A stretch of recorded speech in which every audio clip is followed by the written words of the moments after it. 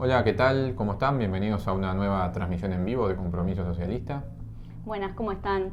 Hoy la idea es poder conversar un poco sobre el tema de la seguridad social, un poco aprovechando como excusa que hoy temprano hubo en el Paraninfo una actividad organizada desde, no el sindicato, sino La delegación de trabajadores al BPS. La delegación de trabajadores al BPS sobre un diálogo, digamos, sobre seguridad social. Estuvieron invitados todos los candidatos de los partidos con representación parlamentaria. Participó Daniel Martínez, Ernesto Talvi, Pablo Mieres, la calle Pau no participó, y el candidato de la Unidad Popular, Gonzalo Abella.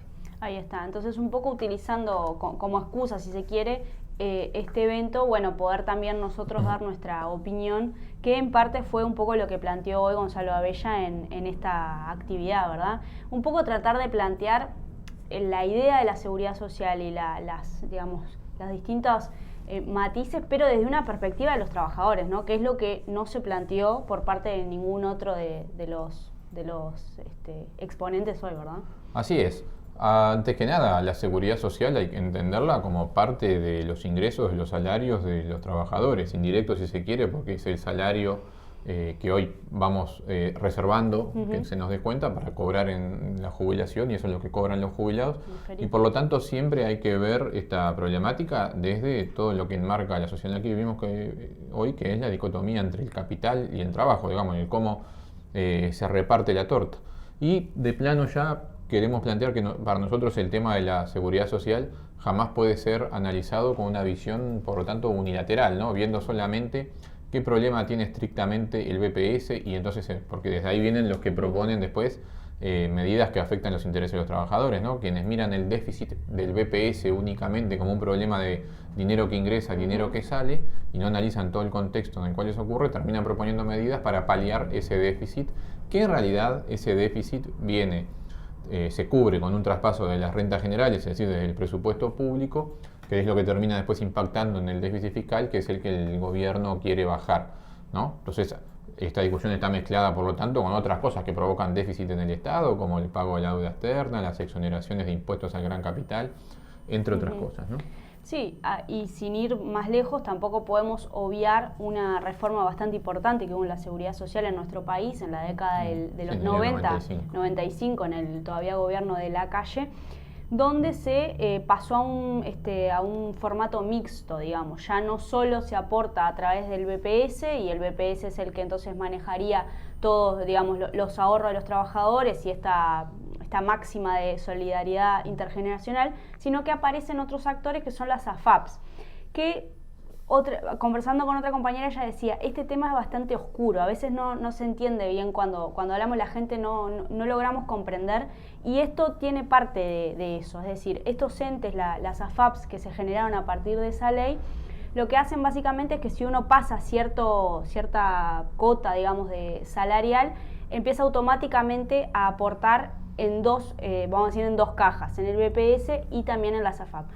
Se supone, desde el punto de vista de los que promovieron este tipo de sistema, que las AFAP, a partir de los ahorros de los trabajadores, generan inversiones, generan, no sé, un montón de beneficios que luego de 20 años de aplicado este sistema, y muy, como ya se sabía desde algunos sectores en ese momento, no se comprobó que sea bueno, ni mucho menos. Así es, ¿no? Porque en este tema del sistema mixto, el sistema con las AFAP, reside buena parte del problema. Primero porque una parte entera de los dineros que deberían volcarse a la seguridad social van a la parte privada de la seguridad social, que son las AFAPs. Pero sobre todo porque conceptualmente la creación de las AFAPs rompió con el criterio de generosidad, solidaridad intergeneracional, ¿verdad? Bajo la excusa de que es mejor que cada uno tenga su propia cuenta de ahorro para la seguridad social, que la AFAP técnicamente invierte tu dinero y vos obtenés ganancias de ello, pero lo que ocultan ahí son dos cosas. Primero, el BPS es el que realiza la función de recaudar el dinero y se lo pasa a la AFAP, es decir, que los costos administrativos los tiene el BPS. Sin embargo, la AFAP cobra una pequeña comisión por persona, que termina siendo varios millones de dólares en el total de los activos, por administrarte los fondos. Y además, lo que termina haciendo la AFAP es invirtiendo el dinero en inversiones de alto valor a una tasa de interés que es baja para el mercado, pero que igual es mayor que la que después nos retorna a nosotros. Es decir, hace negocios con nuestro dinero gana un dinero y todo ese dinero que gana no es que todo vuelve al aportante, una parte se lo queda a la propia FAP, una FAP que funciona como una empresa, tiene gerentes con altísimos sueldos y demás, y que vean cómo es hay una parte circular del problema acá, ¿no? Falta dinero en la parte pública de la seguridad social en el BPS, falta dinero, entonces el BPS da déficit. Una parte de ese dinero está en la parte privada, está en la FAP. El déficit de la parte pública se cubre con presupuesto del Estado, que hace que el Estado tenga también, impacte un poco en la parte del déficit del Estado. El Estado tiene déficit, cada vez que cierra un año le ingresó menos dinero del que gastó, por lo tanto, ¿qué hace? Se endeuda. ¿Qué hace para endeudarse? Emite deuda, emite bonos, por ejemplo, del Tesoro, emite deuda. ¿Quién compra esa deuda? Las AFAPs. ¿No? ¿Con qué plata compra la AFAP la deuda? Y es uno de los principales tenedores de deuda hoy en el Estado uruguayo, los que compraron, porque son entes de derecho privado, ¿no? Son las propias AFAPs, con el dinero que le falta a la seguridad social, con el dinero de los trabajadores y de los jubilados, además hay que decirlo claro eso, ¿no? Exacto. Después también hay otro aspecto que hace a este famoso déficit que está viviendo el BPS, porque como decía Federico, si nosotros lo miráramos solo desde el punto de vista de la caja del BPS, bueno, hoy día sale más plata que la que entra, eso es algo real. Ahora, si buscamos las causas, en parte tiene que ver con esto que se mencionaba recién del sistema mixto y de lo privado y la AFAP, y también hay un tema con cómo se ha reducido en los últimos años los aportes patronales. Si ustedes se fijan, cualquiera de los trabajadores activos del día de hoy, van a ver que en su recibo de sueldo se les descuenta mes tras mes el 15% que va para el famoso Montepío, que es el impuesto que digamos que traslada dinero al BPS por la seguridad social. Ahora, a los empleadores, digamos a quienes nos contratan a nosotros, antiguamente en algún momento era 12,5 ese aporte, ya ni siquiera era el 15%. Es decir, cada mes se paga un 15% del salario del trabajador y aparte se pagaba un 12,5 por parte del patrón. Pero en la primera reforma tributaria que se hizo en el gobierno del Frente Amplio, ya por el año 2007, si no estoy mal, donde también era el ministro Astori, se redujo ese porcentaje de 12,5 a 7,5. Es decir, que los empleadores aportan la mitad de lo que aporta el trabajador a la seguridad social. Eso ha hecho que efectivamente entre menos dinero a la caja del BPS. Y además, por si eso fuera poco, hay un montón de empleadores que o bien tienen exoneraciones y pagan cero, como es por ejemplo en todas las zonas francas, todo este trabajo de calidad que se genera, ¿verdad? Según el discurso de los gobiernos, que se genera en las zonas francas, bueno, ellos no aportan seguridad social y esa seguridad social de esos trabajadores la estamos aportando todo el resto, ¿verdad? Y aún, además de eso, los empleadores que sí tienen que pagar aportes patronales muchas veces hacen como una bicicleta, ¿verdad? Y cuando se les vence el plazo para pagar el BPS, vuelven a pedir otra extensión o algo del estilo y terminan bypaseando muchas veces lo que es el BPS mismo, ¿verdad?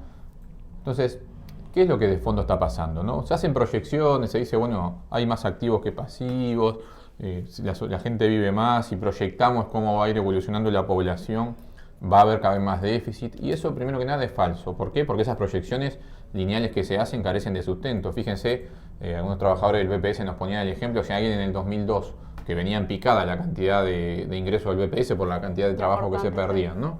Alguien hubiera proyectado, diría, bueno, en 10 años se funde el BPS y sin embargo después en el 2014 se llegó al máximo de aportantes y de vuelta. Y si proyectáramos de 2014 solo crecería. Así que esas proyecciones no tienen tanto que ver con el crecimiento de la población y de que la población viva más, sino con los ciclos económicos, ¿verdad? Y lo que hay que decir entonces es que si hoy vuelve a haber déficit en el BPS, además de explicarse buena parte por la privatización de una parte de la seguridad social, también se explica en la cantidad de gente que hoy está en el seguro de paro, la cantidad de puestos de trabajo que se han perdido, la disminución general del salario real en comparación, ¿verdad?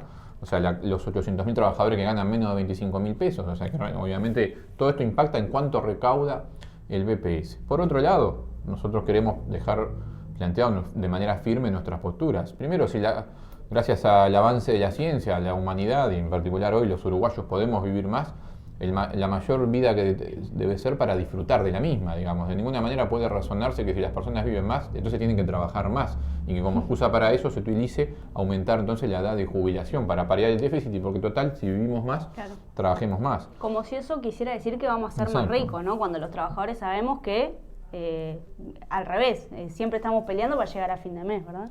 Ahí está. Y justamente como decíamos al principio, vamos a defender una seguridad social, primero que nada pública, una seguridad social que no busque ajustar contra los trabajadores, porque como bien planteaba Valeria, cuando vemos quiénes son los que aportan a la seguridad social, prácticamente somos los trabajadores, las patronales casi no aportan, en realidad cuando vemos la torta completa, ¿no?